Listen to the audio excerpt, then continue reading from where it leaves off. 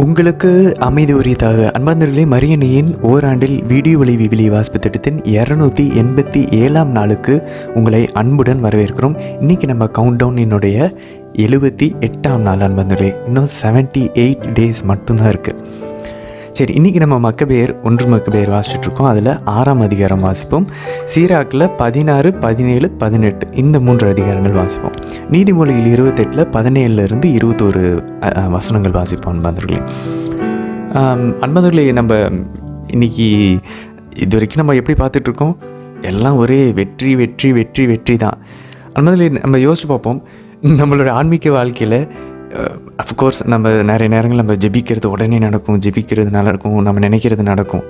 ஆனால் எவ்வளோ நாளைக்கு அப்படியே போயிட்டுருக்கோம்? அன்பார்ந்தவர்களே, ஆண்டவர் ஒரு சில பாயிண்டில் வித்ட்ரா பண்ணுவார்.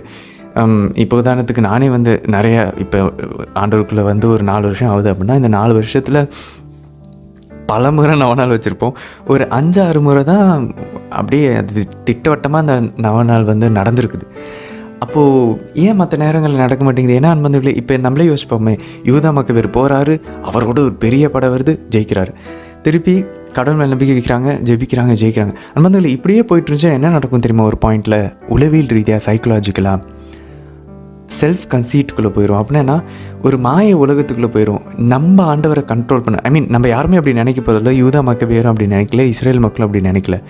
பட் ஆழத்தில் நான் இப்படி ஜெபிச்சேன்னா, ஒரு நவநாள் வச்சுன்னா அது நடந்துடும். அப்போ என்ன நடக்குது? நான் கண்ட்ரோல் பண்ணுறேன், நான் இது செய்யும் போது அது நடக்குது அப்படின்ற ஒரு மாய உலகத்துக்குள்ளே போவான்னு வந்தவர்களே. ஸோ கடவுள் எல்லா புனிதர்களுமே சொல்கிறாங்க, ஒரு பாயிண்டில் அவர் வித்ட்ரா பண்ணுவார். அவருடைய அந்த ஒரு கான்சலேஷன், அந்த ஆறுதலில் சில நேரங்கள் நம்ம தோல்விகளை சந்திக்கிறது நல்லது. அப்போ தான் நம்ம சுயநினைவுக்கு வருவோம், ஒரு தாழ்ச்சிக்கு வருவோம், ஒரு புரிதலுக்கு வருவோம், ஒரு அவேர்னஸில் இருப்போம், ஒரு விழிப்புணர்வில் இருப்போம்.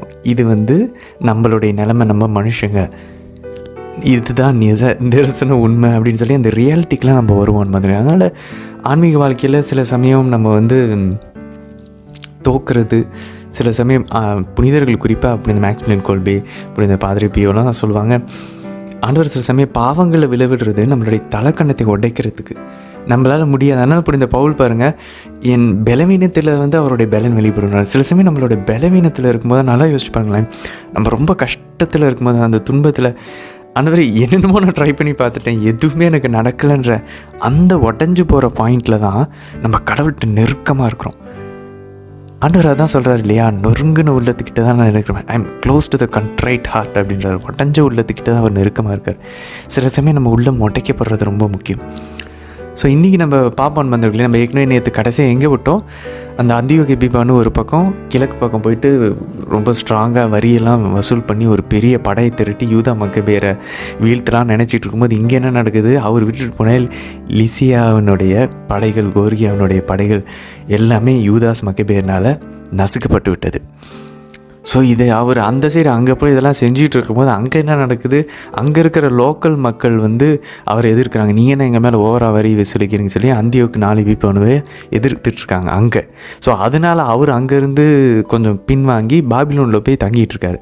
அப்போ அவருக்கு செய்தி வருது, யூதா மக்கபேர் லிசியாவினுடைய எல்லா படையும் நசுக்கிட்டாரு அப்படின்னு சொல்லி. இதை கேட்ட உடனே இங்கேயும் இவருக்கு சக்ஸஸ் இல்லை, படையை திரட்ட போனவர், அங்கே அவரோட படை ஏற்கனவே யூதர்கள் முன்னாடி தோத்துருச்சுன்னு தெரிஞ்ச உடனே அந்தியோகி எப்பிபானு ஒரு மாதிரி இறக்கும் தருவாய்க்கு அவர் உடனே அந்த நியூஸ் கேட்டோன்னா அவர் அந்த அதிர்ச்சியில் அவர் உடம்பு சரியில்லாம போய் அவர் இறந்து போகக்கூடிய ஒரு நிலைமையில் இருக்கும்போது, அவருடைய நண்பரான பிலிப்பை அவர் அரசராக ஏற்படுத்தி அவருடைய பையனை நீ அரசனாக கொண்டு வா அப்படின்னு சொல்லிட்டு அவர் இறந்து போகிறார். ஸோ அதான் இப்போ அவர் ஒரு மாதிரி ஒரு மன உளைச்சலுக்கு வந்துடும். இந்த யூதாஸ் மாதிரி நம்ம ஆண்டவர் காட்டி கொடுத்துட்டோம் அந்த குற்ற உணர்வு மாதிரி நம்ம எருசலேம் கோயிலை அதை தீட்டுப்படுத்திட்டோம், உள்ளே போயிட்டு அந்த தீக்கரை ஆகிட்டோம். பாருங்கள், அந்த ஆண்டவருடைய கோயிலை தீட்டுப்படுத்தினதை அவர் மனசில் எப்படி காயமாக இருக்குது பாருங்களேன்.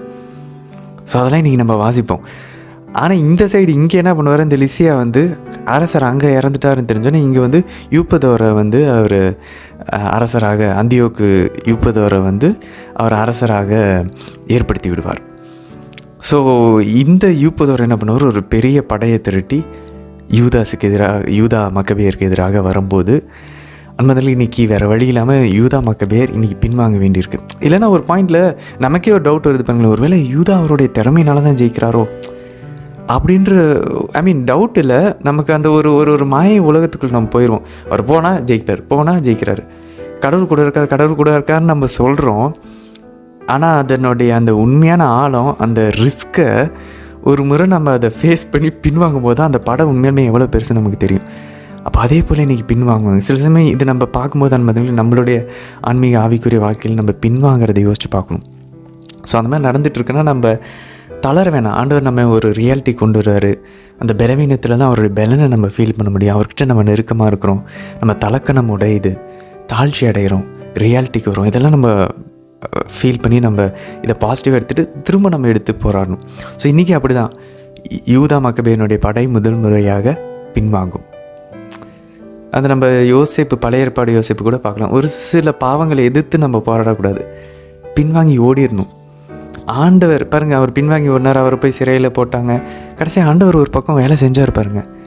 அதில் நம்ம ஒன்று எப்பயுமே நம்ம நினைக்கிற மாதிரியே நான் இதை செய்வேன், அது நடக்கும் அப்படி இல்லை. ஆண்டவர் சில சமயம் வேலை மாதிரி பயன்படுத்துவார், வேறு மாதிரி வேலை செய்வார். ஸோ இன்றைக்கி பாருங்கள், அவங்களுக்குள்ளேயே ஒரு பிரச்சனை அந்த 30 வரை அவங்க ஃபுல்லாக எருசலேமை ஃபுல்லாக சீஸ் பண்ணி கைப்பற்றிடுவாங்க. ஆனால் அவரை பின்வாங்க வைப்பார் கடவுள் இன்றைக்கி. ஸோ யூதா போர் புரிஞ்சு தான் யூதா மக்கபேயர் ஆண்டவர் விடுவிக்கணும்னு அவசியம் இல்லை. ஆண்டவர் வேறு வழியாகவும் விடுவிப்பார். அழகாக இன்றைக்கி எப்படி விடுவிக்கிறார், 30 தானே பின்வாங்க வைப்பார். இவங்க எதுவும் போர் புரியவே தேவையில்லை. இன்றைக்கி நமக்கு தெரியும் உண்மையிலே கடவுள் வேலை செஞ்சிட்ருக்கார் நண்பர்களே. சில சமயம் நம்ம ஹியூமன் எஃபர்ட்ஸ், நம்மளுடைய முயற்சிகள்லாம் வேலைக்கு வராது. ஆனால் அதுக்காக செய்யாமலும் இருக்கக்கூடாது.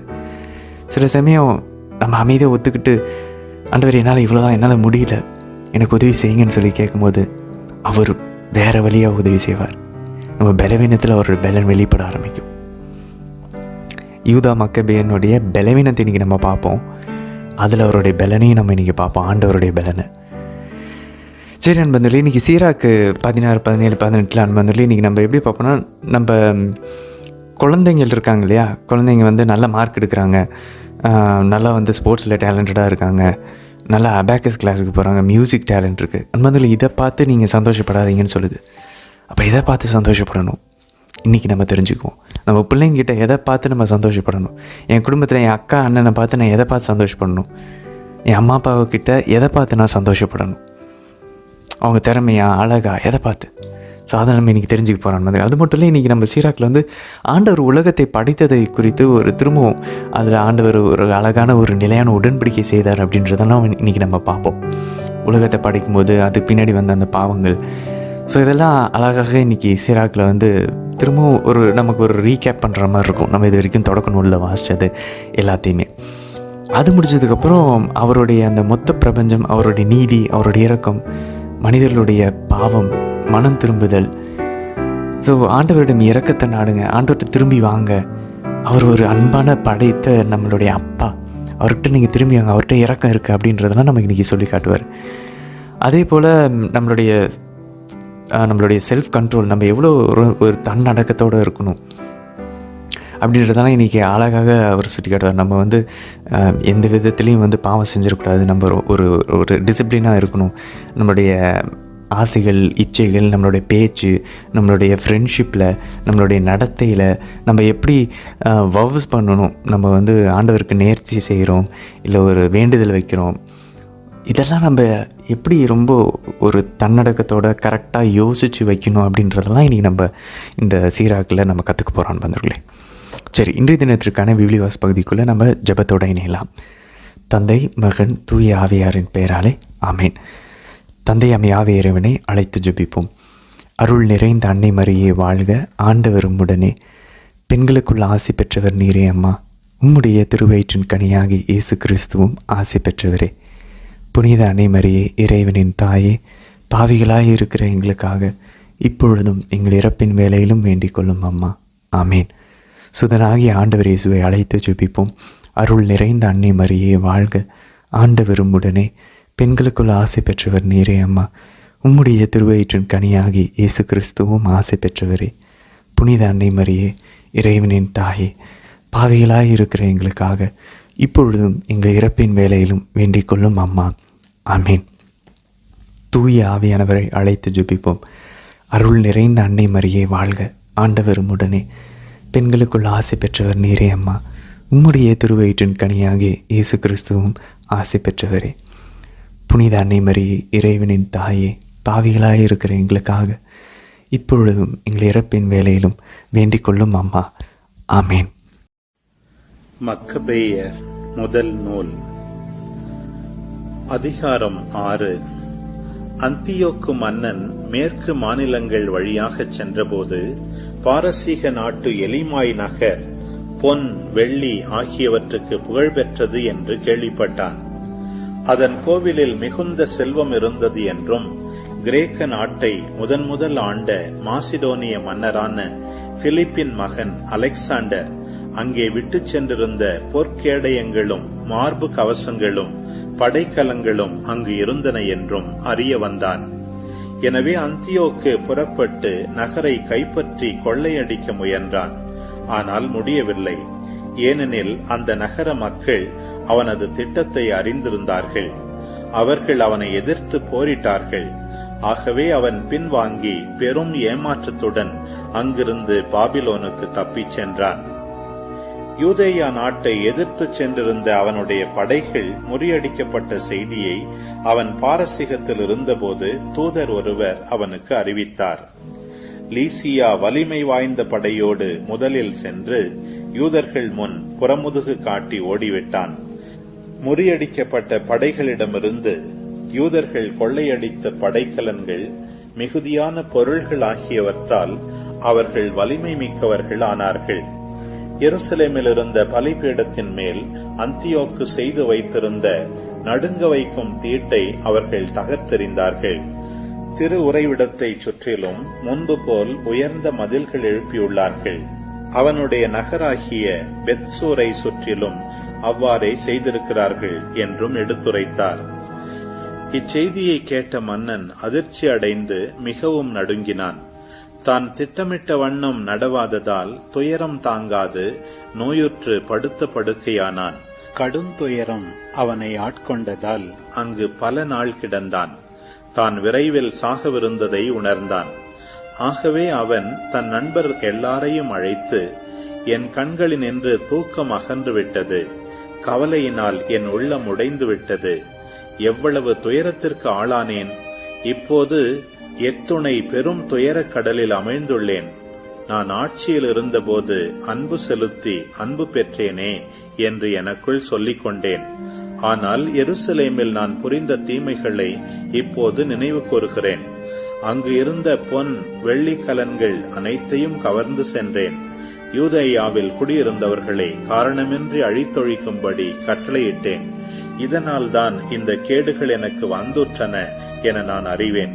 இப்போது அயல் நாட்டில் துயர மிகுதியால் அழிந்து கொண்டிருக்கிறேன் என்று கூறினான்.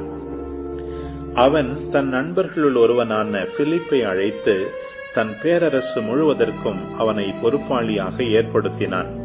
தன் மகன் அந்தியோக்கை வளர்த்து ஆளாக்கி அரசனாக்கும்படி தன் அரச முடியையும் ஆடையையும் கணையாழியையும் அவனுக்கு அளித்தான். 149ஆம் ஆண்டு பாரசீகத்திலேயே அந்தியோக்கு மன்னன் இறந்தான்.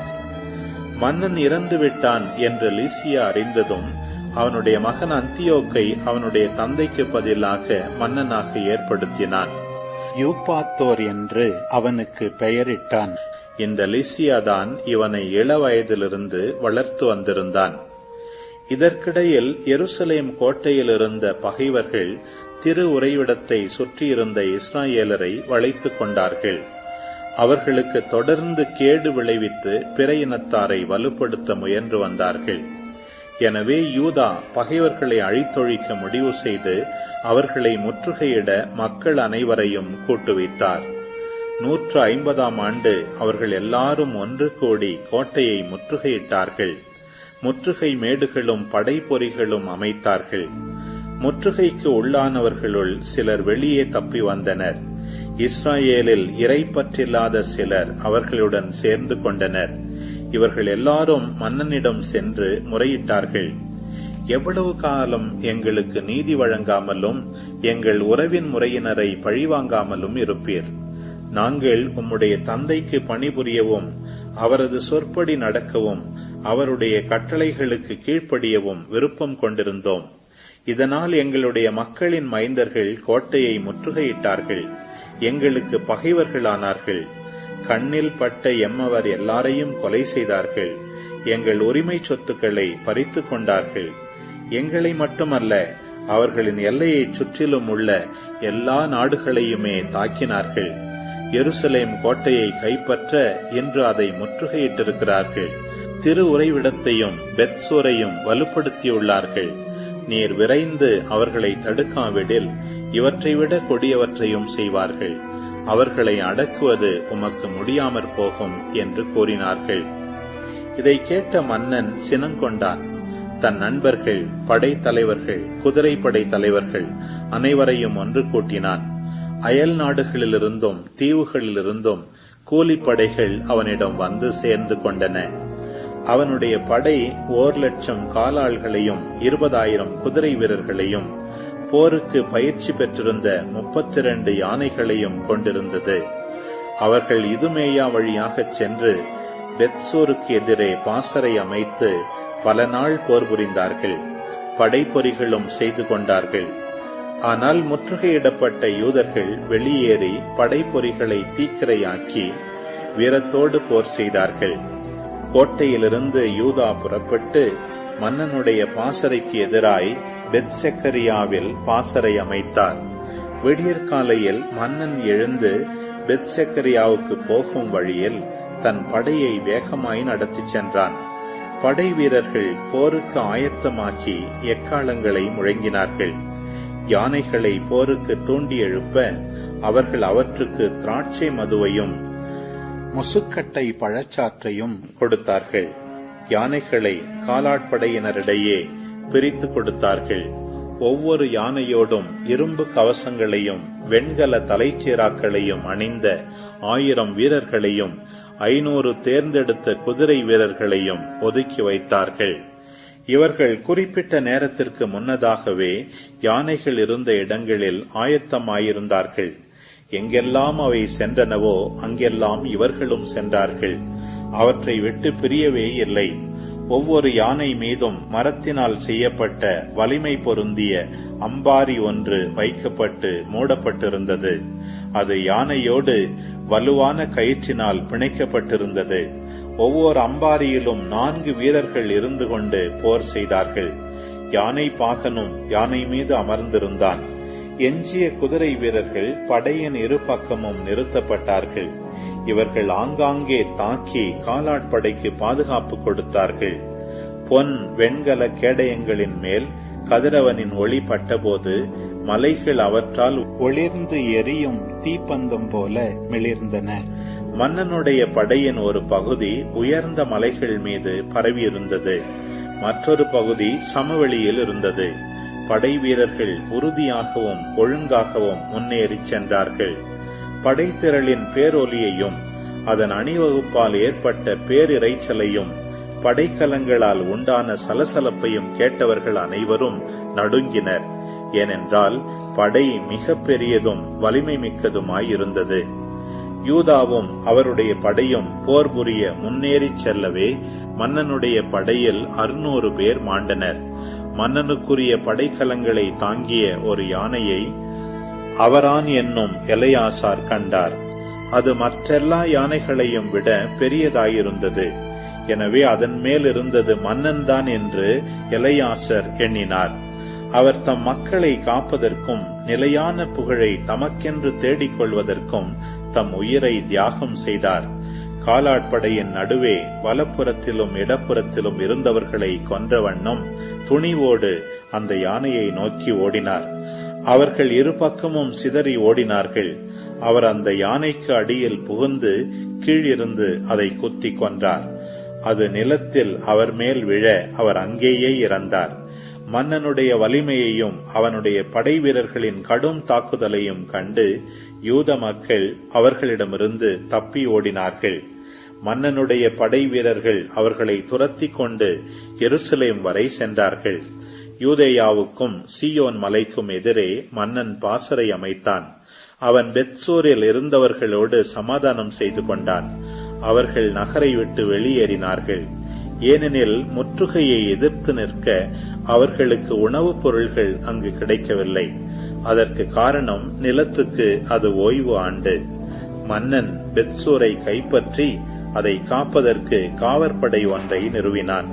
பிறகு திரு உறைவிடத்தை எதிர்த்து பல நாள் முற்றுகையிட்டான். முற்றுகை மேடுகளையும் படைப்பொறிகளையும் நிறுவினான். நெருப்பையும் கற்களையும் எரியவல்ல கருவிகளையும் அம்பு எய்யும் வெல்களையும் கவன்களையும் செய்தான். அவற்றுக்கு ஈடு கொடுக்கும் முறையில் யூதர்களும் படைப்பொறிகளை நிறுவி பல நாள் அவர்களை எதிர்த்து போராடினார்கள். அது 7வது ஆண்டாக இருந்ததால் உணவு கிடங்கில் உணவுப் பொருள்கள் ஒன்றுமில்லை. பிற இனத்தாரிடமிருந்து பாதுகாப்பு தேடி யூதேயா வந்திருந்தவர்கள் உணவு கிடங்கில் எஞ்சியிருந்ததை உண்டு தீர்த்துவிட்டார்கள். திரு உறைவிடத்தில் சில வீரர்களே இருந்தார்கள். பஞ்சம் கடுமையாக தாக்கியதால் மற்றவர்கள் அவரவர் தம் வீடுகளுக்கு சிதறி போய்விட்டார்கள்.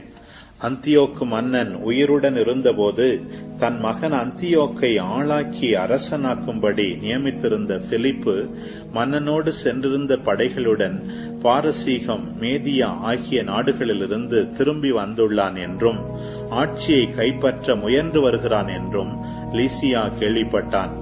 எனவே அவன் உடனே பின்வாங்குவதற்கு கட்டளை பிறப்பித்து மன்னனிடமும் படை தலைவர்களிடமும் வீரர்களிடமும், நாளுக்கு நாள் நாம் வலிமை குன்றி வருகிறோம். உணவுப் பொருள்களும் மிக குறைவாகவே உள்ளன. நாம் எந்த இடத்தை எதிர்த்து முற்றுகையிட்டிருக்கிறோமோ அந்த இடம் வலிமை வாய்ந்தது.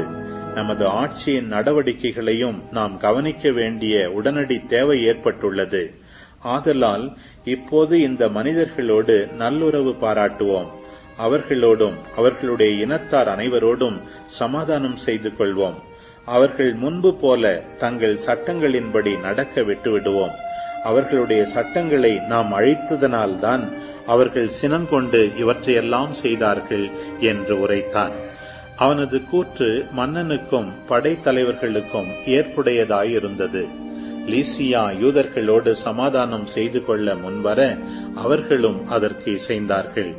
மேலும் மன்னனும் படைத்தலைவர்களும் ஆணையிட்டு ஒப்பந்தத்தை உறுதிப்படுத்தினார்கள். அதன் விளைவாக யூதர்கள் கோட்டையை விட்டு வெளியேறினார்கள். ஆனால் மன்னன் சீயோன் மலைக்கு சென்று அது எத்துணை வலிமை வாய்ந்த கோட்டை என்று கண்டபோது தான் கொடுத்திருந்த ஆணையை மீறினான். அதை சுற்றிலும் இருந்த மதில்களை அழிக்கும்படி கட்டளையிட்டான். பின்னர் அவன் அங்கிருந்து விரைந்து அந்தியோக்கிய நகருக்கு திரும்பினான். அந்நகர் பிலிப்பின் கட்டுப்பாட்டில் இருக்க கண்டு அவனோடு போரிட்டு நகரை வன்முறையில் கைப்பற்றினான். சீராக்கின் ஞானம். அதிகாரம் 16. பயனற்ற பிள்ளைகள் பலரை பெற ஏங்காதே. இறைப்பற்றில்லாத மக்கள் பற்றி மகிழ்ச்சி கொள்ளாதே. அவர்கள் பலராயிருப்பினும் ஆண்டவரிடம் கொள்ளும் அச்சம் அவர்களிடம் இல்லையெனில் அவர்களால் மகிழ்ச்சி அடையாதே. அவர்களின் நீடிய வாழ்வில் நம்பிக்கை வைக்காதே. அவர்களுடைய எண்ணிக்கையை நம்பியிராதே. 1000 பிள்ளைகளை விட ஒரே பிள்ளை சிறந்ததாயிருக்கலாம். இறை பற்றில்லாத பிள்ளைகளை பெறுவதை விட பிள்ளையின்றி இறப்பது நலம். அறிவு கூர்மை படைத்த ஒருவர் ஒரு நகரையே மக்களால் நிரப்பக்கூடும். ஒழுக்க வரம்பு அற்றோரின் ஒரு குலம் அதை சுடுகாடாக மாற்ற இயலும். இவை போன்ற பலவற்றை என் கண் கண்டுள்ளது. இவற்றினும் பெரியனவற்றை என் காது கேட்டுள்ளது. பாவிகளின் கூட்டத்தில் தீ கொழுந்துவிட்டு எரியும். கட்டுப்பாடில்லா நாட்டில் சினம் பற்றி எரியும். தங்கள் வலிமை கொண்டு கிளர்ச்சி செய்த பழங்கால அரக்கர்களை ஆண்டவர் மன்னிக்கவில்லை. லோத்து என்பவரை அடுத்து வாழ்ந்தவர்களை அவர் அழிக்காமல் விடவில்லை. அவர்களின் இருமாப்பினால் அவர்களை வெறுத்தார். கேட்டிற்குரிய நாட்டின் மீது அவர் இரக்கம் காட்டவில்லை. தங்கள் பாவங்களால் அவர்கள் வேருடன் களைந்து எறியப்பட்டார்கள். தங்கள் பிடிவாதத்தால் திரண்டிருந்த 6 லட்சம் காலாட்படையினரையும் அவர் தண்டிக்காமல் விடவில்லை. பிடிவாதம் கொண்ட ஒருவர் இருந்திருந்தால் கூட அவர் தண்டனை பெறாது விடப்பட்டிருந்தால் அது வியப்பாக இருந்திருக்கும். இரக்கமும் சினமும் ஆண்டவரிடம் உள்ளன. அவர் மன்னிப்பதில் வல்லவர், தம் சினத்தை காட்டுவதிலும் வல்லவர். அவரின் இரக்கம் பெரிது, அவரது தண்டனை கடுமையானது. அவரவர் செயல்களுக்கு ஏற்ப அவர் மனிதருக்கு தீர்ப்பளிக்கிறார். பாவிகள் தங்கள் கொள்ளை பொருள்களுடன் தப்ப மாட்டார்கள். இறைப்பற்றுள்ளோரின் பொறுமை வீண் போகாது. தர்மங்கள் அனைத்தையும் அவர் குறித்து வைக்கிறார். மனிதர் எல்லாரும் அவரவர் தம் செயல்களுக்கு ஏற்ப கைமாறு பெறுவர். ஆண்டவரை பார்வோன் அறிந்து கொள்ளாதவாறும், அதனால் அவருடைய செயல்களை உலகம் தெரிந்து கொள்ளாதவாறும் அவனுக்கு பிடிவாதமுள்ள உள்ளத்தை கொடுத்தார். படைப்பு முழுவதற்கும் அவர் தம் இரக்கத்தை வெளிப்படுத்தினார். ஒளியையும் இருளையும் தூக்கு நூல் கொண்டு பிரித்து வைத்தார். நான் ஆண்டவரிடமிருந்து ஒளிந்து கொள்வேன், உயர்வானிலிருந்து யார் என்னை நினைப்பார்? இத்துணை பெரிய மக்கள் திரளில் என்னை யாருக்கும் தெரியாது. அளவற்ற படைப்பின் நடுவே நான் யார் என்று சொல்லிக் கொள்ளாதே. இதோ அவரது வருகையின் போது வானமும் வானகத்தின் மேல் உள்ள விண்ணகமும் கீழுலகும் மண்ணுலகும் நடுங்கும். அவரது பார்வைப்பட்டதும் மலைகளும் மண்ணுலகின் அடித்தளங்களும் அதிர்ந்து நடுங்குகின்றன. இவை பற்றி மனிதர் யாரும் நினைத்து பார்ப்பதில்லை. அவருடைய வழிகளை யாரே அறிவர்? புயலை யாரும் காண்பதில்லை. அவருடைய செயல்களுள் பல மறைந்துள்ளன. அவருடைய நீதியின் செயல்களை யாரால் அறிவிக்க முடியும்? அவற்றுக்காக யார் காத்திருக்க முடியும்? அவரின் உடன்படிக்கை தொலையில் உள்ளது. மேற்கூறியவை அறிவில்லாதவர்களின் எண்ணங்கள். மதிகெட்ட நெறி பிறழ்ந்த மனிதர்கள் மூடத்தனமானவற்றை நினைக்கிறார்கள். குழந்தாய், நான் சொல்வதை கேள், அதனால் அறிவு பெறு. என் சொற்கள் மீது உன் கருத்தை செலுத்து. நற்பயிற்சியை உனக்கு நுட்பமாக கற்பிப்பேன். அறிவை உனக்கு செம்மையாய் புகட்டுவேன். தொடக்கத்தில் ஆண்டவர் தம் படைப்புகளை உண்டாக்கிய போது, பின்னர் அவற்றின் எல்லைகளை வரையறுத்த போது, தம் படைப்புகளை என்றென்றைக்கும் ஒழுங்கோடு அமைத்தார். அவற்றின் செயற்களங்களை எல்லா தலைமுறைகளுக்கும் வகுத்தார். அவற்றுக்கு பசியும் இல்லை, சோர்வும் இல்லை. தங்கள் பணியிலிருந்து அவை தவறுவதும் இல்லை. அவற்றுள் ஒன்று மற்றொன்றை நெருங்குவதில்லை. அவரது சொல்லுக்கு அவை என்றுமே கீழ்ப்படியாமல் இல்லை. அதன் பின் ஆண்டவர் மண்ணுலகை நோக்கினார். அதை தம் நலன்களால் நிரப்பினார். நிலப்பரப்பை எல்லா வகை உயிரினங்களாலும் நிறைத்தார். அவை மண்ணுக்கே திரும்ப வேண்டும். சீராக்கின் ஞானம். அதிகாரம் 17. ஆண்டவர் மனிதரை மண்ணால் படைத்தார். மீண்டும் அந்த மண்ணுக்கே திரும்புமாறு செய்கிறார். அவர்களுக்கு ஒரு குறிப்பிட்ட கால வரையை வகுத்தார். மண்ணுலகில் உள்ளவற்றின் மீது அவர்களுக்கு அதிகாரம் அளித்தார். தமக்கு உள்ளதை போன்ற வலிமையை அவர்களுக்கு வழங்கினார். தமது சாயலாகவே அவர்களை உருவாக்கினார். எல்லா உயிரினங்களும் மனிதருக்கு அஞ்சும்படி செய்தார். விலங்குகள், பறவைகள் மீது அவர்களுக்கு அதிகாரம் அளித்தார். தம் ஐந்தறிவை பயன்படுத்தும் உரிமையை ஆண்டவர் அவர்களுக்கு அளித்தார். ஆறாவதாக தம் அறிவுத்திறனில் பங்கு கொடுத்தார். அந்த ஆறறிவையும் விளக்கும் பகுத்தறிவை 7வது கொடையாக வழங்கினார். விருப்புரிமை, நாக்கு, கண், காது ஆகியவற்றையும் சிந்திப்பதற்கு ஓர் உள்ளத்தையும் அவர்களுக்கு கொடுத்தார். அவர்களை அறிவாலும் கூர்மதியாலும் நிரப்பினார். நன்மை தீமையையும் அவர்களுக்கு காட்டினார். அவர்களின் உள்ளத்தை பற்றி விழிப்பாயிருந்தார். தம் செயல்களின் மேன்மையை காட்டினார். தம் வியத்தகு செயல்கள் பற்றி என்றும் பெருமைப்படும் உரிமையை அவர்களுக்கு அளித்தார். அவர்கள் அவரது திருப்பெயரை புகழ்வார்கள்.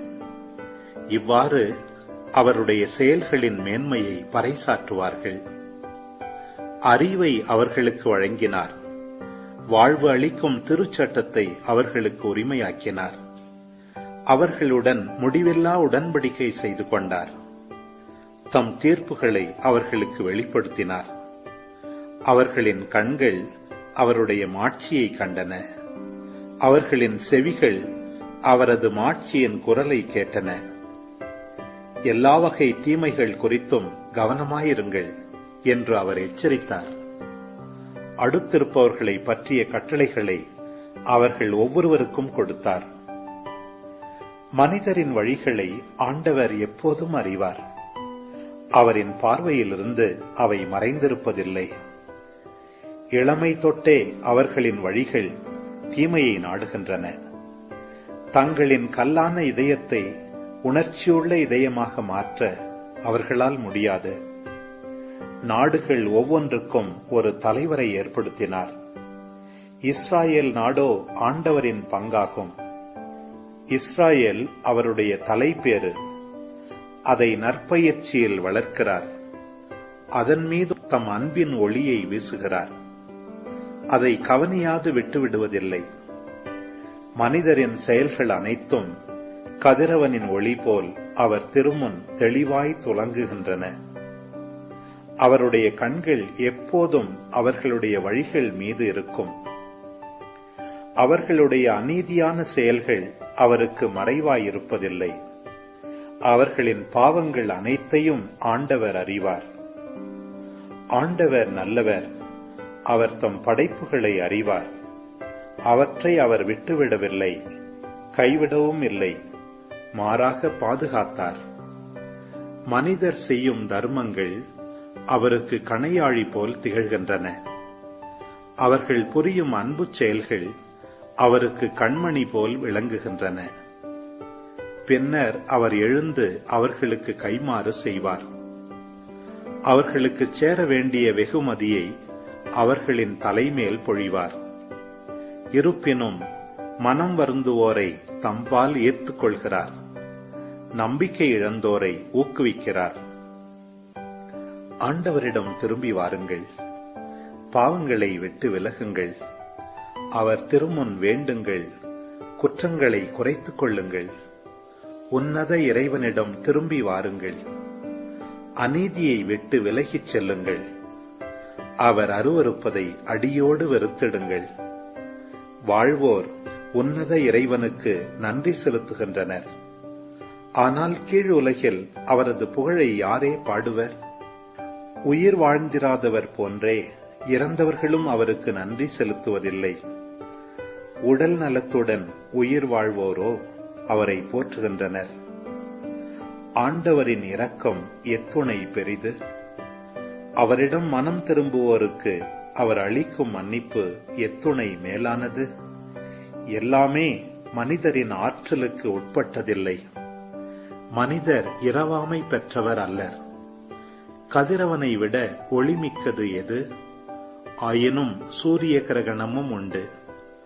ஊனும் உதிரமும் கொண்ட மனிதர் தீமைகளை பற்றியே சிந்திக்கின்றனர். அவர் உயர் வானத்தின் படைகளை வகைப்படுத்துகிறார். மனிதர் அனைவரும் புழுதியும் சாம்பலுமே. சீராக்கின் ஞானம். அதிகாரம் 18. என்றும் வாழும் ஆண்டவரே, அண்டம் முழுவதையும் படைத்தார். ஆண்டவர் ஒருவரே நீதியுள்ளவர். அவரை தவிர வேறு எவரும் இல்லர். அவர் தம் கையின் அசைவினால் உலகை நெறிப்படுத்துகிறார். எல்லாம் அவருடைய திருவுளத்திற்கு அடிபணிகின்றன. அவர் எல்லாவற்றிற்கும் மன்னர். தம் ஆற்றலால் தூயவற்றை தூய்மை அல்லாதவற்றினின்று பிரித்து வைக்கிறார். அவர் தம் செயல்களை அறிவிக்க யாருக்கும் அதிகாரம் கொடுக்கவில்லை. அவருடைய அரும்பெரும் செயல்களை கண்டுபிடிப்பவர் யார்? அவரது பேராற்றலை எவரால் அளவிட்டு கூற முடியும்? அவரது இரக்கத்தை எவரால் முழுவதும் விரித்துரைக்க இயலும்? ஆண்டவரின் வியத்தகு செயல்களை குறைக்கவோ கூட்டவோ எவராலும் முடியாது.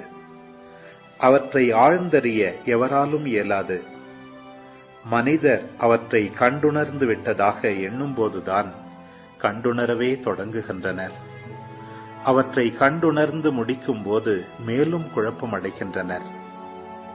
மனிதர் என்போர் யார்? அவர்களால் ஏற்படும் நன்மைகள் என்ன? அவர்களிடம் இருக்கும் நன்மைகள் யாவை? தீமைகள் யாவை? மனிதருடைய வாழ்நாள்களின் எண்ணிக்கை கூடிப்போனால் 100 ஆண்டுகள். நித்தியத்தோடு ஒப்பிடும்போது அந்த சில ஆண்டுகள் கடல் நீரில் ஒரு துளி போன்றவை, கடல் மணலில் ஒரு துகள் போன்றவை. இதனால்தான் ஆண்டவர் அவர்கள் மீது பொறுமையுடன் இருக்கிறார். தம் இரக்கத்தை அவர்கள் மீது பொழிகிறார். அவர்களின் அழிவு இறங்கத்தக்கது என அவர் கண்டறிகிறார். அளவுக்கு மிகுதியாகவே அவர்களை மன்னிக்கிறார். மனிதர் அடுத்திருப்பவருக்கே இரக்கம் காட்டுகின்றனர். ஆண்டவர் எல்லா உயிருக்கும் இரக்கம் காட்டுகிறார். அவற்றை கண்டிக்கிறார், பயிற்றுவிக்கிறார், அவற்றுக்கு கற்றுக் கொடுக்கிறார். இடையர்கள் தங்கள் மந்தையை தங்களிடம் மீண்டும் அழைத்துக் கொள்வது போல் அவரும் செய்கிறார்.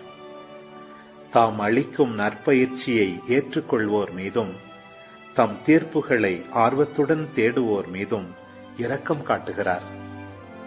குழந்தாய், நீ நன்மை செய்யும் போது கடிந்து கொள்ளாதே. கொடைகள் வழங்கும் போது புண்படுத்தும் சொற்களை கூறாதே. கடும் வெப்பத்தை பனி தணிக்கும் அன்றோ? உனது சொல் கொடையை விடச் சிறந்தது. ஒரு சொல் நல்ல கொடையை விட மேலானது அன்றோ? கனிவுள்ள மனிதரிடம் இவ்விரண்டுமே காணப்படும். அறிவிலிகள் கடுஞ்சொல் கூறுவார்கள். மனம் ஒப்பாது கொடுக்கும் ஈகை அதனை பெறுவோருக்கு எரிச்சலையே கொடுக்கும். கற்ற பின் பேசு, நோய் வருமுன் உடல் நலம் பேணு. ஆண்டவரின் தீர்ப்பு வருமுன் உன்னையே ஆராய்ந்து பார். கடவுள் சந்திக்க வரும் நாளில் நீ மன்னிப்பு பெறுவாய். நோய்வாய்ப்படும் முன் உன்னையே தாழ்த்திடு. பாவம் செய்த பின் மனம் திரும்பு. நேர்ச்சையை தகுந்த நேரத்தில் செலுத்த எதுவும் தடையாயிருக்க வேண்டாம். அதை நிறைவேற்ற இறக்கும் வரையில் நீ காத்திருக்க வேண்டாம். நேர்ச்சை செய்யும் முன் அதை கடைபிடிக்க ஆயத்தம் செய்து கொள். இதில் ஆண்டவரை சோதிப்பவனாய் இருந்து விடாதே. இறுதி நாளில் வரவிருக்கும் அவரது சீற்றத்தை நினைவில் கொள். அவர் தம் முகத்தை திருப்பிக் கொண்டு பழிவாங்கும் நேரத்தையும் எண்ணிப்பார். நீ உண்டு நிறைவுற்றிருக்கும் போது பட்டினி கிடந்த காலத்தை நினைவில் கொள். உனது செல்வச் செழிப்பின் காலத்தில் உன் வறுமை தேவையின் காலத்தை எண்ணிப்பார். காலை தொடங்கி மாலைக்குள் காலங்கள் மாறுகின்றன. ஆண்டவர் திருமுன் அனைத்தும் விரைகின்றன. ஞானிகள் எல்லாவற்றிலும் எச்சரிக்கையாயிருக்கின்றார்கள். பாவம் பெருகும் பொழுது தீச்செயல்களினின்று தம்மை காத்துக் கொள்கின்றார்கள். அறிவு கூர்மை படைத்தோர் அனைவரும் ஞானத்தை அறிவர். அதை அடைந்தோரை போற்றுவர். நாவன்மை படைத்தோர் ஞானியராகின்றனர். பொருத்தமான நீதிமொழிகளை பொழிகின்றனர். கீழான உணர்வுகளின்படி நடவாதே. சிற்றின்ப உணர்வுகளை கட்டுப்படுத்து. கீழான உணர்வுகளில் இன்பம் காண உன் உள்ளத்தை அனுமதிக்கும் போது உன் பகைவரின் நகைப்புக்கு அவை உன்னை உள்ளாக்கும். அளவு மீறி உண்டு குடிப்பதில் களி கூறாதே. அதனால் ஏற்படும் செலவு உன்னை ஏழையாக மாற்றிவிடும். உன் பணப்பையில் ஒன்றும் இல்லாத போது கடன் வாங்கி விருந்துண்டு ஏழையாகாதே. நீதிமொழிகள் அதிகாரம் 22. ஞானிகள் போதித்ததை நான் உனக்கு கூறுகிறேன், செவி கொடுத்து கேள். நான் புகட்டும் அறிவை மனத்தில் ஏற்றுக்கொள். அவற்றை நீ உள்ளத்தில் பதிய வைத்துக் கொண்டு தேவைப்படும் போது எடுத்துரைக்க கூடுமானால் உனக்கு மகிழ்ச்சி உண்டாக்கும். நீ ஆண்டவரை நம்ப வேண்டும் என்று அவற்றை நான் உனக்கு என்று தெரியப்படுத்துகிறேன். அறிவும் நல்லுரையும் தரக்கூடிய 30 முதுமொழிகளை நான் உனக்கென்றே எழுதி வைத்திருக்கிறேன் அல்லவா? அவற்றை கொண்டு மெய்மையை உன்னால் விளக்கக்கூடும். ஆமேன். ஆண்டவரே, இந்த நாளுக்கான இந்த அழகான இறைவார்த்தை பகுதியை வாசித்து முடிக்கிறதுக்கு தேவையான அருளை கொடுத்ததற்காக, நேரத்தை கொடுத்ததற்காக நன்றி அப்பா. ஆண்டவரே, இன்று யூதா மக்கபேயர் அவர்கள் பின்னடைவை சந்தித்தாலும் கூட நீங்கள் பின்னாடி வேலை செஞ்சீங்க அப்பா. அந்த யூப்பதாரை டோட்டலாக நீங்கள் பின்வாங்க வைக்கிறதுக்கு நீங்கள் செயல்பட்டீங்க ஆண்டவரே.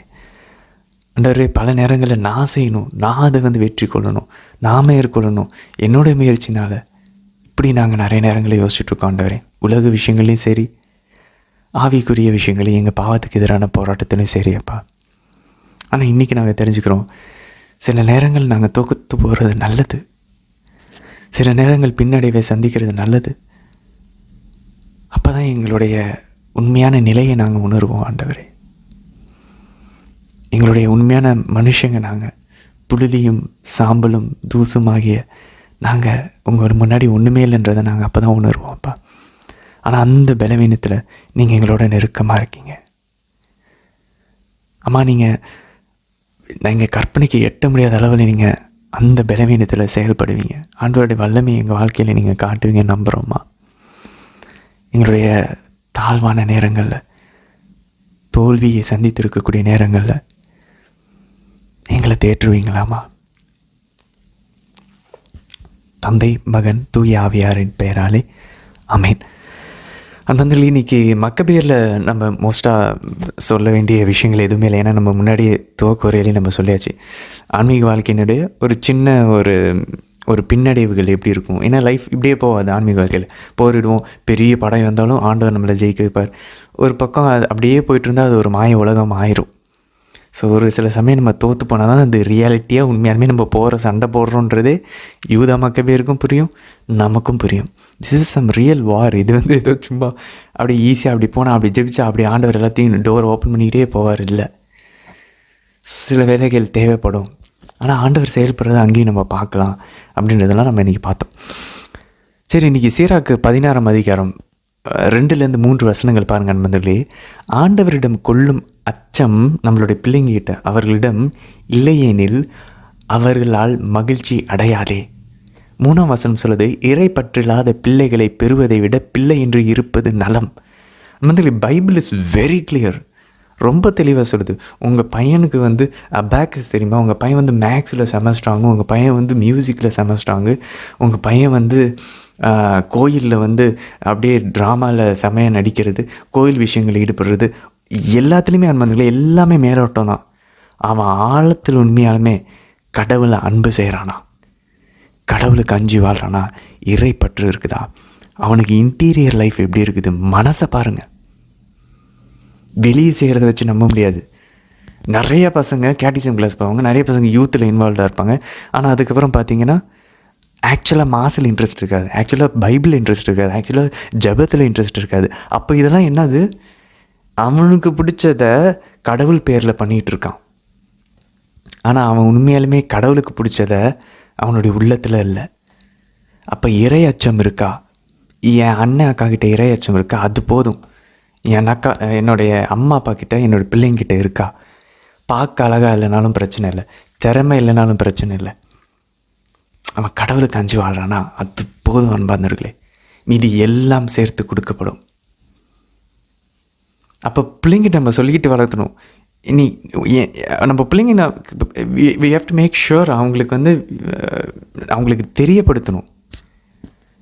நான் உங்ககிட்ட எதிர்பார்க்குறது, அஃப்கோர்ஸ் நீ படிக்கணும், நீ வேலைக்கு போகணும், நான் இல்லைன்னு சொல்லலை. ஆனால் அது எல்லாத்தை விட எனக்கு முக்கியம் உன் கேரக்டர். நீ எப்படி இருக்கிற? நீ போய் பேசுகிறியா? நீ பரிசுத்தமாக இருக்கிறியா? உன் சிந்தனையில், உன் பார்வையில், உன் பேச்சில் நீ கடவுளை அன்பு செய்கிறியா? என்னை விட, உன் அப்பா அம்மாவை விட நீ உன் கடவுளை அன்பு செய்யணும். நாங்கள் உனக்கு கொஞ்ச நாள் தான். உன் மனைவியை விட ஃப்யூச்சரில், உன் கணவனை விட, உன் பிள்ளைகளை விட நீ கடவுளை அன்பு செய்யணும். நீ கடவுளை அன்பு செய்கிறியா? நீ கடவுளுக்கு பயந்து நடக்கிறியா? நீ ஜீசஸ் லவ் பண்ணுறியா? அவரை பற்றி படிக்கிறது, புனிதர்களை பற்றி நீ வாசிக்கிறியா, பேசுகிறியா? ஈஸியாக கண்டுபிடிச்சிடலாம் அன்பர்களே. ஸோ அவங்களுக்கு நம்ம தெரியப்படுத்தணும், என் அப்பா அம்மாவுக்கு முன்னாடி நான் கடவுளை அன்பு செஞ்சேன்னா அவங்களுக்கு அது பிடிக்கும், நான் அதனால் கடவுளை அன்பு செய்வேன் ஸ்டார்ட் பண்ணுவான் சின்ன வயசில். ஆனால் அதுக்கப்புறம் அவங்க போகும்போது என்ன நடக்கும், ஆட்டோமேட்டிக்காக கடவுளுடைய அன்புனால அவங்க ஆட்கொள்ளப்படுவார்கள். ஸோ என் குடும்பத்தில் என் அம்மா அப்பா நான் நல்ல கேரக்டரில் இருக்கணும், அதுதான் அவங்களுக்கு முக்கியம். அதுக்கப்புறம் தான் என் அம்மா அப்பாவுக்கு படிப்பேன். அதுவே அவனோட பேர்டனை கம்மி பண்ணும், அதுவே அவன் ஈஸியாக என்ஜாய் பண்ணி படிக்க ஆரம்பிப்பான். படி மார்க்கு ஸ்போர்ட்ஸு மியூசிக்கு, உன்னுடைய எக்ஸ்ட்ரா கரிக்குலர், உன் டேலண்ட்டு இப்படி போயிட்டோன்னு வச்சுக்கோங்க நண்பர்களே. இது இல்லாமல் அது எல்லாத்தையும் நமக்கு ஹேண்டில் பண்ண தெரியாது. இது கடவுளுடைய ஞானம் இல்லாமல், இறையாச்சம் இல்லாமல் ஞானம் இருக்காது. அவர் மேலே அன்பு இல்லைன்னா இது எல்லாத்தையுமே தப்பாக ஹேண்டில் பண்ணிடுவோம். அதனால தான் பாருங்கள், லைஃப் ஸ்கில்ஸில் எல்லோரும் மிஸ் ஆகிறாங்க. லைஃப் ஸ்கில்ஸில் எப்படி ஒரு ஃபெயிலியர் ஹேண்டில் பண்ணுறதுன்னு தெரில, ஒரு ப்ராப்ளம் எப்படி ஹேண்டில் பண்ணணும்னு தெரில, ஒருத்தவங்ககிட்ட எப்படி பிஹேவ் பண்ணணும்னு தெரியல. படிச்சு என்ன யூஸு? சரி, அதுக்கப்புறம் 12ஆம் வசனம் பாருங்கள்.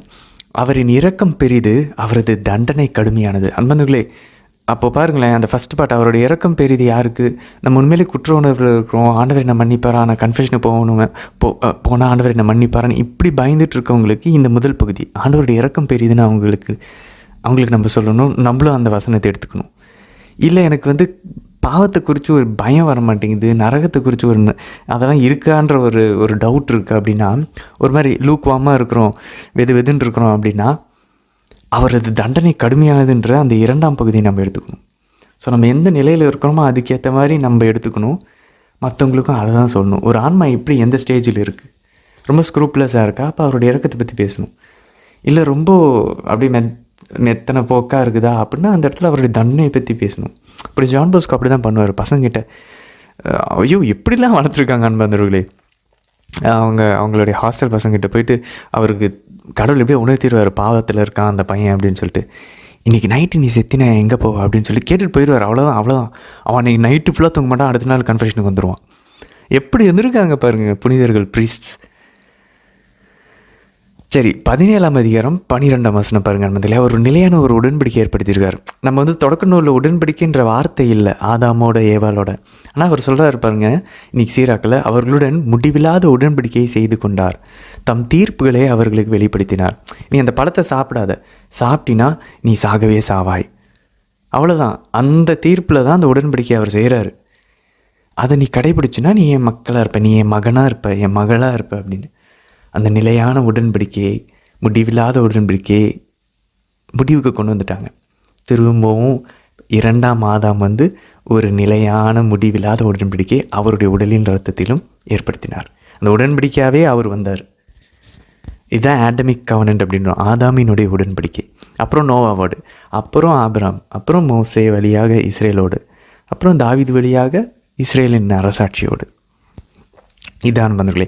சரி, 20ஆம் வசனம் பாருங்கள். அவர்களுடைய அநீதியான செயல்கள் அவருக்கு மறைவாய் இருப்பதில்லை, அவர்களின் பாவங்கள் அனைத்தையும் ஆண்டவர் அறிவார். நண்பர்களே, இதை நம்ம லைட்டாக ஃபாஸ்ட்டாக சும்மா சாதாரணமாக ஆண்டவருக்கு என் பாவம்லாம் தெரியும் அப்படின்னு சொல்லி நம்ம யோசிச்சுட்டு போயிடலாம். ஆனால் அதை நம்ம திரும்ப பொறுமையாக வாசித்து பார்ப்போமே, உண்மையிலே பயமாக இருக்கும். மற்றவங்களுக்கு தெரிலனாலும் என்னுடைய மனசின் என்ன ஓட்டங்கள் எல்லாம் கடவுளுக்கு தெரியுது. அப்புறம் ஒருத்தவங்களை பற்றி நான் என்ன யோசிக்கிறேன் அதை நம்ம யோசிச்சு பார்க்கணும் நண்பர்களே. அந்த பாவங்கள் எல்லாம் ஆண்டவருக்கு தெரியுது. ஒரு நாள் அது இறுதி தீர்ப்பின் போது எல்லாருக்கும் முன்னாடி அது படித்து காட்டப்படும். நான் இப்போ கரெக்டாக இருக்கிறேன்னா, அப்போ நம்ம பரிகாரம் செய்வதற்கு இந்த வசனம் நம்ம உதவியாக இருக்கும். அவருக்கு தெரியும் என் பாவம், நான் மனுஷங்களுக்கெல்லாம் தெரியணும்னு அவசியம் இல்லை. நான் அவருக்கு தெரியுன்றதுனால நான் பரிகாரம் பண்ண ஆரம்பிப்பேன். அதை டீப்பாக நமக்குள்ளே போகணும் நண்பர்களே. அவருக்கு தெரியும் நான் என்ன பண்ணிகிட்ருக்கேன், என்ன யோசிச்சுட்ருக்கேன். 22ஆம் வசனம் பாருங்கள். மனிதர் செய்யும் தர்மங்கள் அவருக்கு கணையாளி போல திகழ்கின்றனர், அவர்கள் புரியும் அன்பு செயல்கள் அவருக்கு கண்மணி போல விளங்குகின்றனர். கடவுளுக்கு கண்மணி போல விளங்குகின்றனர், கணையாளியை போல இருக்குது அன்பர்களே. சிக்னெட் ரிங் அப்படின்றாங்க. ஆப்பிள் ஆஃப் ஐஸ் போலையாம் நம்ம செய்கிற தர்ம காரியங்கள். 23ஆம் வசனம் சொல்லுது, அவர்களுக்கு சேர வேண்டிய வெகுமதியை அவர்கள் தலைமேல் பொழிவார். அதனால இப்போ புரியுதா நம்ம தர்ம காரியங்கள் எவ்வளோ முக்கியம் பாருங்களேன். அதனால தான் புரியுது அன்னை தெரசா ஈஸியாக செயின்ட் ஆகிட்டாங்க. ஈஸின்னு சொல்லக்கூடாது, பட் அப்படின்னா பெஸ்ட்டு வே, ரொம்ப ஈஸியாக எப்படி தெரியுமா ஆண்டவர்கிட்ட இருந்து இறக்கத்தை வாங்குறது, ஏழைகளுக்கு உதவுறது. இப்போ பாருங்க, நம்ம பாவத்தை எதிர்த்து பரிகாரம் பண்ணுறோம், என்னென்னமோ பண்ணுறோம், அதெல்லாம் கஷ்டமான வழி. ஆக்சுவலாக நம்ம போய் நற்செய்தி அறிவித்து ஒருத்தவங்க மனமாற்றி, இதெல்லாம் ரொம்ப கஷ்டம். ஆண்டவர் இன்னொரு பக்கம் ஒரு வழியை ஓப்பன் பண்ணியிருக்காரு. சின்ன சின்ன எரியர்களுக்கு செய்கிறதெல்லாம் எனக்கே செய்தாயிற்று. அப்போ அவங்கக்கிட்ட போயிட்டு நம்ம ஒரு ட்ரெஸ் வாங்கி கொடுக்குறது, ஒரு உணவு வாங்கி கொடுக்குறது, ஒரு பெட்ஷீட் வாங்கி போத்துறது, இப்படி சின்ன சின்ன விஷயங்கள் நம்ம செய்யும்போது அது பாருங்கள், ஆண்டவருடைய கண்ணில் அது ஆப்பிள் போல் இருக்குதான், அவருடைய கண்மணி போல் அது விலங்குதான் நம்ம செய்கிற அந்த காரியங்கள். நம்மளுடைய வெகுமதியை வந்து அவர் நம்மளுடைய தலை மேலே வந்து பொழிவாராம், அம்மிக்கு குளிக்கு மடியில் வந்து சரியளவு போடுவாங்க.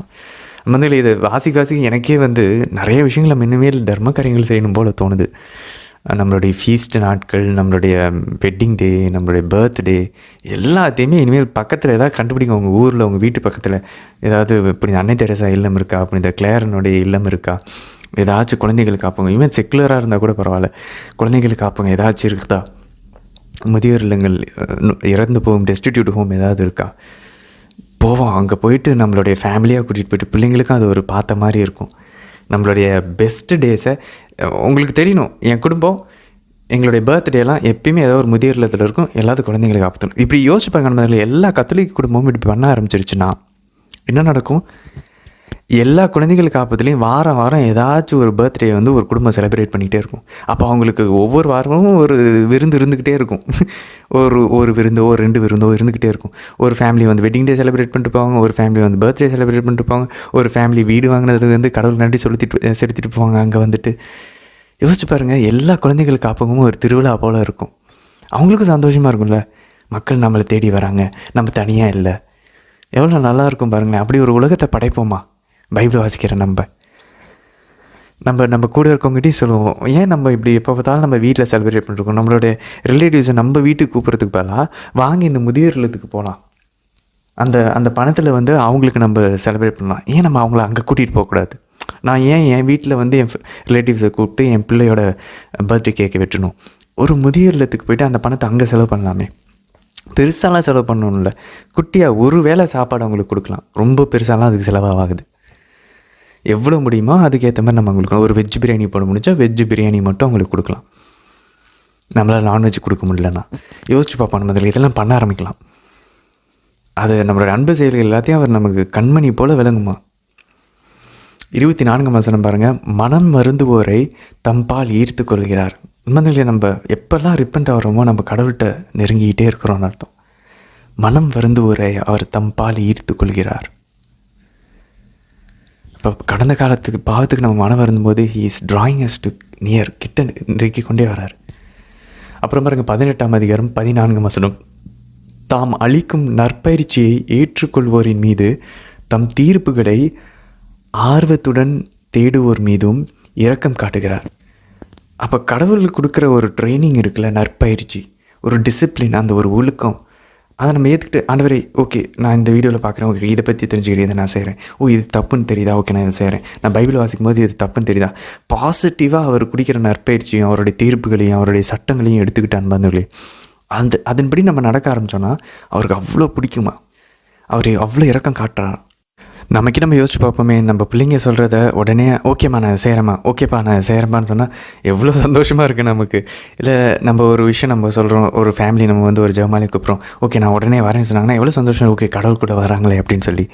ஸோ அந்த மாதிரி நம்ம வந்து ஆண்டவர்கிட்ட அப்படி நடந்துக்கிட்டோன்னா, ஆண்டவரே ஓகே ஆண்டவரே செய்கிறேன், ஓகே ஆண்டவரே செய்கிறேன், எதுக்குமே நோயை சொல்லாமல் ஆண்டவர்கிட்ட ஓகே ஓகே ஓகேன்னு சொல்லிட்டு இருந்தால் அவ்வளோ ஒரு இறக்கம் காட்டு வரோம்.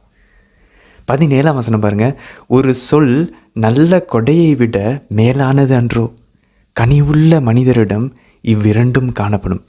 அப்போது நல்ல கொடைகளையும் கொடுக்கணும், நல்ல சொல்லும் சொல்லணும், கனிவான சொல். கனிவுள்ள மனுஷங்கிட்ட ரெண்டுமே இருக்கும்.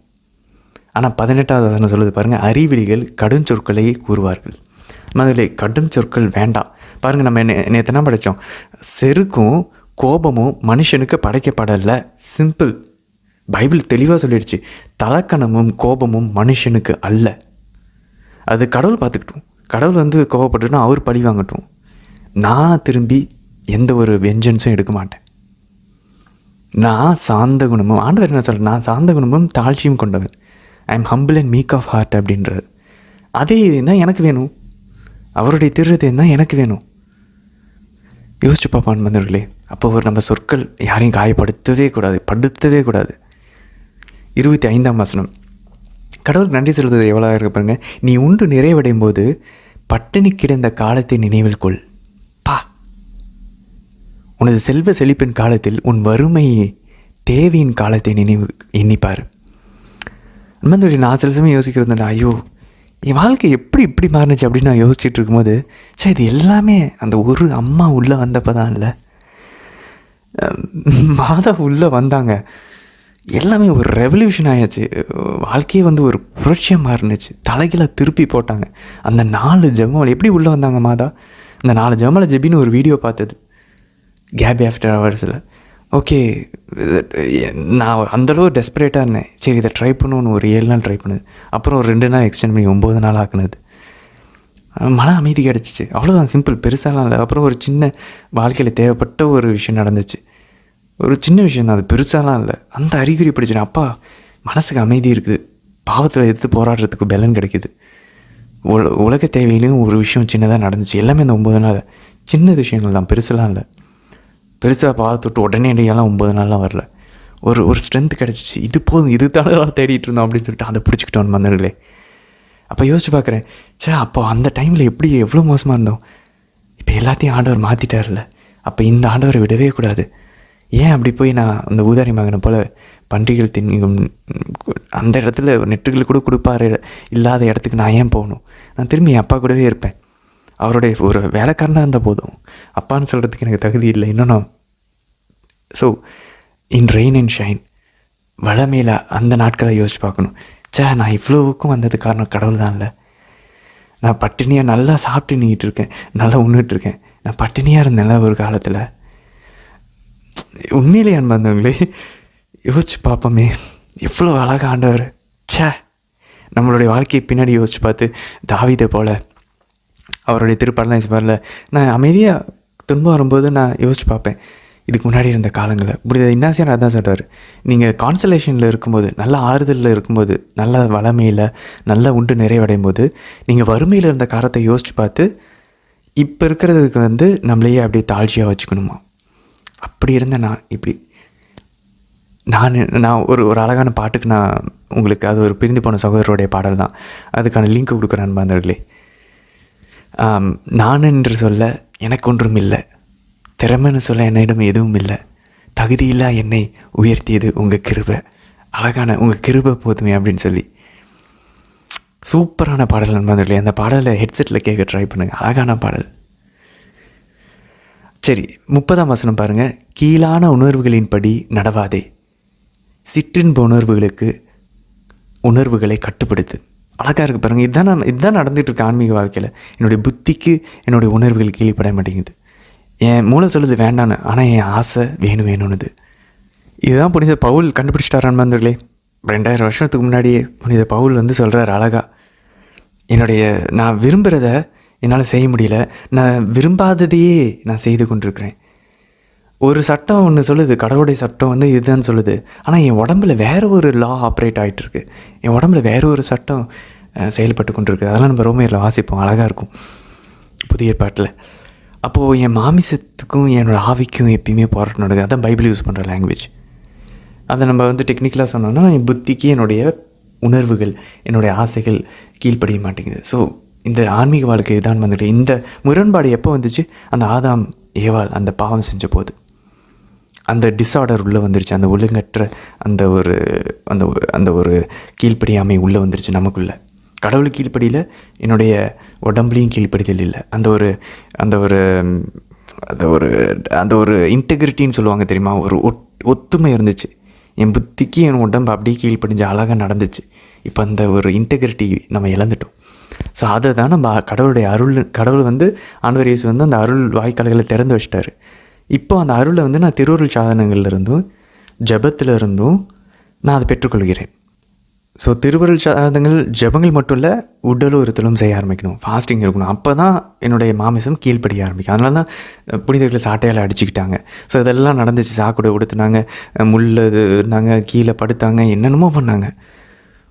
ஸோ இந்த போராட்டம் தான் நம்மளுடைய ஆன்மீக போராட்டம். இதுக்கு தான் நம்ம ஜெபிக்கணும், நம்ம இதுக்கு தான் கடவுள்கிட்ட அருள் கேட்கணும். மற்றதெல்லாம் சேர்த்து கொடுக்கப்பட்டோம், அதெல்லாம் சைடு எஃபெக்ட், உலக தேவையெல்லாம் சைடு எஃபெக்ட், அதை ஆட்டோமேட்டிக்காக ஆண்டவர் கொடுத்துருவார். சரி நண்பர்களே, தொடர்ந்து பயணிக்கலாம். நாளை தினத்திற்கான வீடியோவில் சந்திக்கலாம். ஆமேன்.